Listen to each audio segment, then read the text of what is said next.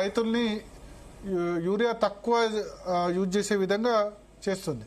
First రైతాంగాన్ని urea వైపు నుండి మనము ఇతర ఎరువుల వైపు, ఇతరుల ఒక మార్గాల వైపు మనం డైవర్ట్ చేయాలంటే ఫైనాన్షియల్ ఇన్సెంటివ్ అనేది చాలా. కానీ ఇప్పుడు మరి రైతులు మనం సరైన ప్రొవైడ్ చేయలేక, యూరియా ప్రొవైడ్ చేయలేక వేరే వాటి డైవర్ట్ చేయాలి అంటే అది కరెక్టా అని క్వశ్చన్ చేసే వాళ్ళు కూడా ఉంటారు. చేత కాకుండా ఇట్లా ప్రభుత్వాలు చేత కాకుండా యూరియాను ఏదో సాకు చెప్తున్నాయి, మిగతా వాటి మీద, మిగతా ఎరువుల మీద కాన్సన్ట్రేట్ చేయమంటున్నాయి.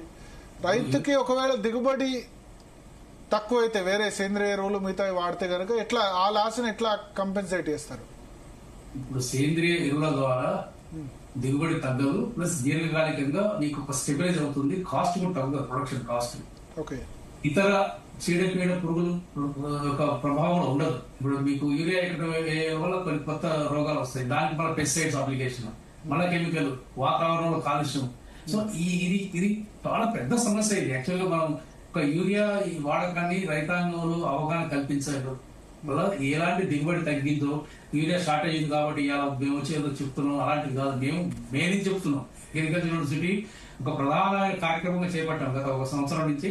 యూరియా వాడకాన్ని తగ్గించండి, ఇతర ఎరువుల మార్గాలు, సేంద్రియ ఎరువుల వైపు మొగ్గు చూపండి. కాకపోతే ఇమ్మీడియట్ రైతులు అడుగుతారు, దీని మీద సబ్సిడీ వాటి మీద లేదు కదా. కరెక్టే. అందుకనే కేంద్ర ప్రభుత్వం ఈ దిశగా ఆలోచించాలని మేము సలహా ఇస్తున్నాం. మీరు యూరియా మీద సబ్సిడీ కొంత తగ్గించి ఆ సబ్సిడీ మొత్తాన్ని సేంద్రియ ఎరువుల మీద పెట్టండి. ఆ అవకాశం ఉంది. ఇవాళ ఎన్నో కంపెనీలు సేంద్రియ ఎరువుల తయారీకి ముందుకు వస్తున్నాయి, కానీ వాటికి ఎలాంటి ఇన్సెంటివ్స్ లేవు. యూరియా మీద ఉన్న ఇన్సెంటివ్స్ ఏ ఫెర్టిలైజర్ మీద లేవు. అసలు వాతావరణానికి పెద్ద ప్రమాదం, ఆరోగ్యానికి వాతావరణానికి ప్రమాదం యూరియా. దాని మీద మాత్రం 90% సబ్సిడీ ఇస్తారు. కానీ ఇప్పుడు ఈ విషయాలు ఇన్ని రోజులు ఎందుకు చెప్పలేదు? ఇప్పుడు షార్టేజ్ వచ్చిన తర్వాత ఎందుకు డిస్కషన్ జరుగుతుంది? లాస్ట్ ఇయర్ కానీ వ్యవసాయ విశ్వవిద్యాలయం నుంచి ఇది ఎప్పటి నుంచో చెప్తున్నాం. ఈ రోజు కొత్త కాదండి. ఇది మా బాధ్యతగా, ఒక శాస్త్రవేత్తగా, సమాజం మీద బాధ్యత ఉన్న ఒక వ్యవసాయ విశ్వవిద్యాలయంగా, రైతాంగానికి ఒక వెల్ విషర్ గా ఎప్పుడు మేము ఈ విషయం చెప్తున్నాం. ఇది రాజకీయ సమస్యగా మనం చూడకుండా ఒక విధానమైన సమస్య అనేది కేంద్రం దీన్ని పరిష్కారం చూపించాల్సిన సమస్య. కానీ ఎరువుల విషయంలో మనం స్వయం సమృద్ధత సాధించాలంటే, మన దేశంలో ఎరువులు మనమే ప్రొడక్షన్ చేయాలంటే ఎందుకు ఇంకా మనం వెనుకబడ్డాం? ఇప్పుడు మీరే గతంలో మీరు ఉపోద్ఘాతం చెప్పారు, highest import crude oil, fertiliser, oil palm and gold. Fertiliser కావాలంటే క్రూడ్ ఆయిల్ కావాలి మళ్ళీ. సరే, క్రూడ్ ఆయిల్ సరిపోయినంత మనం చేసుకోగలుగుతున్నాం కదా. ఫెర్టిలైజర్ సంబంధించి ఇష్యూస్ వస్తున్నాయి ఇంపోర్ట్ సంబంధించి. ఎందుకంటే క్రూడ్ ఆయిల్ ఒక రష్యా కాకుంటే సౌదీ అరేబియా, అది కాకుంటే ఇరాన్, ఇంకా వేరే కంట్రీస్ ఇవ్వగలుగుతున్నాయి. బట్ ఫెర్టిలైజర్ సంబంధించి క్రూడ్ ఆయిల్ ఇంపోర్ట్ చేసుకునైనా మనం దాన్ని ప్రొడ్యూస్ చేయలేమా? చాలా వరకు మొత్తం మనం ప్రపంచంలో మనం దాదాపు 2వ పెద్ద దేశం ఎరువుల వాడకంలో కానీ ఉత్పత్తులు కూడా. చైనా తర్వాత ఇప్పుడు మనం చైనా నుంచే ఎక్కువ తీసుకుంటున్నాం, మనకు సరిపోకపోతే. మన దేశం తక్కువ లేదు. స్వతంత్రం వచ్చినప్పుడు ఒక్క యూరియా గింజ కూడా ఏ కెమికల్ ఫెర్టిలైజర్ మన దేశంలో పండేది కాదు 1947 లో. అందువల్ల ఈ గ్రీన్ రెవల్యూషన్ లో, హరిత విప్లవంలో భాగంగా పెద్ద పెద్ద ఎరువుల కర్మాగారాలు 60s లో పెట్టారు. అవి ఉత్పత్తి చేస్తూనే దిగుమతులు చాలా తగ్గినాయి. ఒకప్పుడు 100% దిగుమతులే.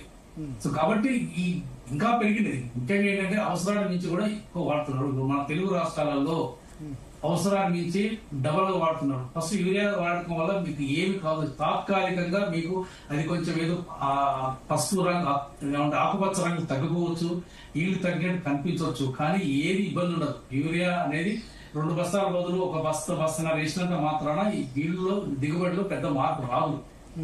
అది దీర్ఘకాలికంగా సెటెట్ అవుతుంది. కాబట్టి రైతు సోదరులు కూడా పెద్ద ఆందోళన పడాల్సిన అవసరం లేదు. సార్ ఇది పెద్ద సమస్య, ఈ కేంద్రం విధానం రైతాంగానికి పెద్ద ఇంతగా విషయాలు అవసరం లేదు. వారికి కావాల్సింది రైతులు, మాకు అవసరానికి ఎరువు కావాలి. ఆ ఎరువు అనేది అవసరాన్ని మించి మీరు వాడకూడదని.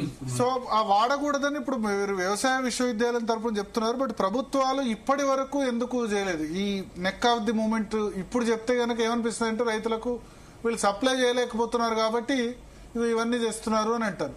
బట్ నార్మల్ టైంలో ఎందుకు చెప్పట్లేదు? తెలంగాణలో వ్యవసాయ శాఖ మరియు వ్యవసాయ విశ్వవిద్యాలయం సంయుక్తంగా 1,20,000 మంది రైతాంగానికి 6 వారాల్లో ఈ కార్యక్రమం ప్రత్యేకించి కార్యక్రమం చేపట్టాం. రైతుల్లో కొంత మార్పు చేపట్టినా సరే ఎందుకు ఈ లైన్లు, ఎందుకు ఇవన్నీ ఇష్యూస్? చెప్పాను కదా మీకు, దేశీయంలో ఉన్న ఈ రాష్ట్రీయ కెమికల్స్ లాంటి ప్రధాన ఉత్పత్తి సంస్థలు ఉత్పత్తి ఆగిపోవడం, ఈ యుక్రెయిన్ రష్యా యుద్ధాల వల్ల కొంత చైనా నుంచి రావాల్సినంత ఇంపోర్ట్స్ రాకపోవడం, సో ఈ కారణాలు ఉన్నాయి. కొంత మీకు సప్లై తగ్గలేదని మనం అంటలేదు, కానీ సప్లై తగ్గినంత మాత్రమే రైతులు ఆందోళన పడాల్సిన అవసరం లేదు. అది పాయింట్. తగ్గలేదు అని నేను ఎవరినేమో ఇక్కడ డిఫెండ్ చేయట్లేదు. కేంద్ర ప్రభుత్వం మన రాష్ట్రంలో కాదు, దేశం అంతటా తగ్గినాయి. ఈ రోజు ఇక్కడ ఒక కేంద్రం రాష్ట్రాన్ని ఒకరు నిందించుకోవడం అనేది అసందర్భం ఇక్కడ. కాకపోతే దేశం అంతటా తగ్గింది. తగ్గడానికి కొన్ని జన్యుల కారణాలు ఉన్నాయి. మనం తెలంగాణలో ఆల్రెడీ వాడకం దేశీయ సరాసరితో పోలిస్తే డబల్ వాడుతున్నాం. కాబట్టి 2 బస్తాల బదులు బస్తాలు వేసుకున్నంత మాత్రం ఎలాంటి ప్రమాదం లేదు దిగుబడికి. ఇంకా మంచి ఆరోగ్యమైన ఆహారం ఇస్తుంది తప్ప మీకు ఎలాంటి ఇబ్బంది లేదని మేము చెప్పదలుచుకున్నాం. దీనిలో ఆందోళన పడాల్సిన అవసరం లేదు రైతు సోదరులు. దీనివల్ల మీకు మంచి నేల, నీరు, ఆహారం అన్ని దీనివల్ల మంచి మీకు నాణ్యత పెరుగుతుంది తప్ప ఒక ఎరువు ముఖ్యంగా యూరియా తగ్గడం వల్ల ఇది పెద్ద ప్రమాదం కాదు. కాబట్టి దాన్ని డైవర్ట్ చేయడానికే ఈ రోజు ఆంధ్రప్రదేశ్ ముఖ్యమంత్రి చంద్రబాబు నాయుడు గారు ఆ మాట అన్నారు. అది అంటే అది ఒక ఉపమానంగా, ఒక హై టోన్ గా, ఒక సైంటిఫిక్ బేస్ దాని మీద, అది రాజకీయ స్టేట్మెంట్ తీసుకుంటానికి లేదు. చంద్రబాబు నాయుడు గారు అన్నది వాస్తవం. అది ఓకే. సో ఫైనల్ గా మీరు ఇప్పుడు చంద్రబాబు చెప్పిన మాటలు, ఒకటి క్యాన్సర్ లేకపోతే ఇతర వ్యాధులకు కారణమవుతుంది ఒకటి, రెండోది ఈ సబ్సిడీ ఇస్తే గనక రైతులు చేంజ్ అవుతారన్నది ఒకటి, అంతే కదా? మీరు ఆ 2 స్టేట్మెంట్స్ తో ఏకీభవిస్తారు. సబ్సిడీ సేంద్రియ ఎరువులకు కనుక దాన్ని ఎక్స్టెండ్ చేస్తే అప్పుడు యూరియా కొరత తగ్గిన సేంద్రియ ఎరువులు మీకు ఈజీగా రైతులు కొనుక్కునే అవకాశం ఉంటుంది తక్కువ రేటు. సేంద్రియ ఎరువులకి సబ్సిడీ లేదు. అది చాలా ఈ సంవత్సరం ఎందుకు ఫెయిల్ అయిందంటారు? ఇప్పుడు 10 సంవత్సరాలుగా జరగంది, ఈ సంవత్సరం ఎందుకు జరుగుతుంది? రాష్ట్ర ప్రభుత్వం ముందస్తుగా